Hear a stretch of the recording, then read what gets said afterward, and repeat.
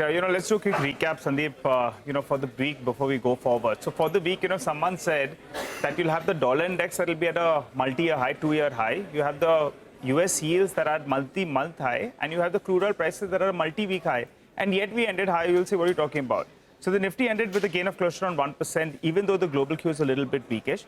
And actually, contrary to what the expectation was, at least for this week, the mid and small caps did relatively better in comparison to the large caps.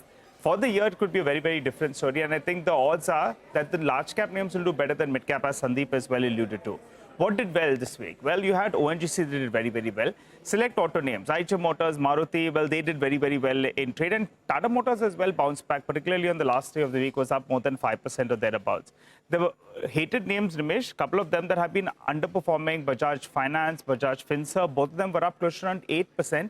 And both those two made a good comeback. The weak links, though, for the week were the two big banking names. ICICI Bank and HDFC Bank, both of them went home with cuts of around 2.5% to around 3%. If it wasn't for them, actually, the Nifty could have been up far more, and the Nifty Bank would have done a far better performance as well. Though besides the banking index, well, you had the realty index that did see some profit taking, and the PSU-related names as well did well. So the PSC index, in fact, was up close to around 2.5% to around 3%.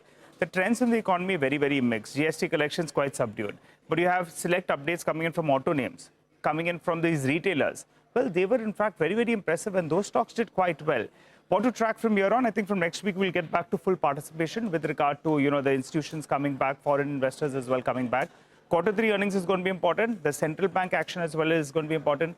And in the next couple of weeks, we'll brace ourselves for budget 2025. So we'll be looking out, for how things shape up from here on.